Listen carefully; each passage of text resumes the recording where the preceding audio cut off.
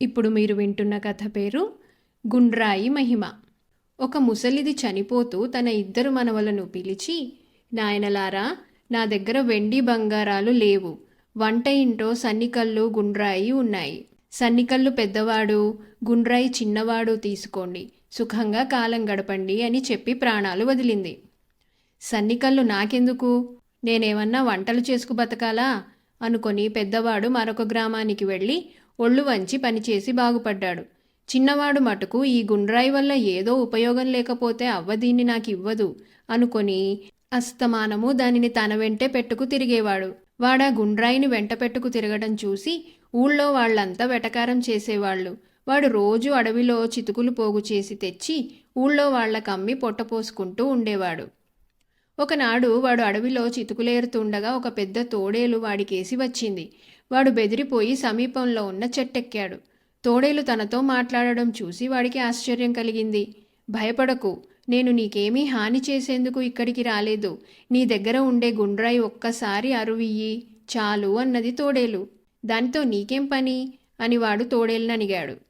నా జత తోడేలు ఇంతకు ముందే చచ్చిపోయింది. నీ గుండ్రాయి ఒక్కసారి దాని ముక్కుల దగ్గర పెడితే అది మళ్ళీ బతుకుతుంది అన్నది తోడేలు. నా గుండ్రాయికి అంత మహత్తున్నదా, నాకు తెలియదే అన్నాడు వాడు.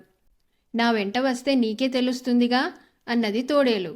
వాడు చెట్టు దిగి తోడేలు వెంట బయలుదేరాడు. అడవిలో ఒక చోట చచ్చిన తోడేలున్నది. ముసలమ్మ మనవడు తన గుండ్రాయి తీసి ఆ తోడేలు ముక్కు దగ్గర పెట్టాడు.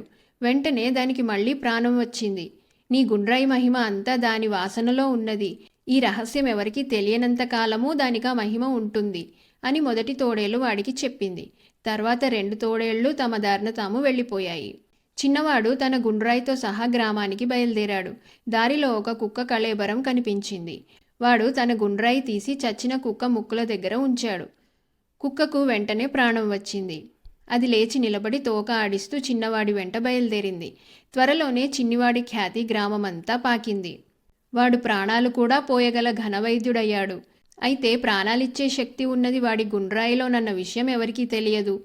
కొంతకాలానికి రాజుగారి ఏకైక సంతానమైన కూతురు కాస్త చనిపోయింది. చిన్నవాడు వెళ్ళి ఆమెను మళ్ళీ బతికించాడు. రాజుగారు కృతజ్ఞతతో తమ కుమార్తెను వాడికిచ్చి పెళ్లి చేసి రాజ్యానికి వాణ్ణి వారసుణ్ణి చేశాడు. రాజుగారి అల్లుడై కూడా చిన్నవాడు చచ్చిపోయిన వారికి ప్రాణదానం చేయటం మానలేదు. అందుచేత ఆ రాజ్యంలో ఎవరికీ చావు భయం అన్నది లేకుండా పోయింది. ఒకరోజు చిన్నవాడికి ఒక ఆలోచన వచ్చింది.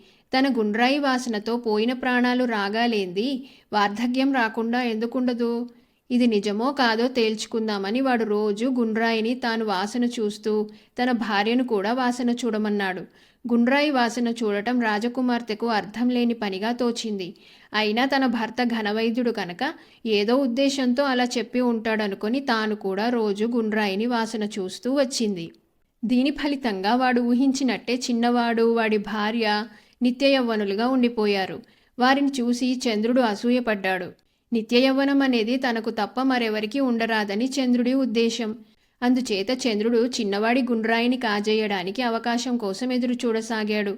ఒకనాడు చిన్నవాడు తన గుండ్రాయి కేసి చూసేసరికి అది పాచిపట్టి వెలవెలపోతూ ఉండటం కనిపించింది. పాచి పోగొట్టడానికి వాడు దాన్ని ఎండలో ఉంచి ఎవరూ ఎత్తుకుపోకుండా తానే కాపలా కూర్చున్నాడు.